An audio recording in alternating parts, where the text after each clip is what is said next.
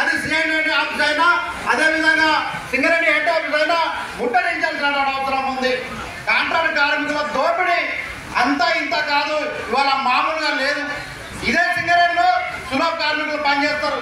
Sulabh international social organisation సంస్థ ఆధ్వర్యంలో 200 పైన సులభ్ కార్మికులకు ఇవాళ సరైనటువంటి సౌకర్యాలు లేవు.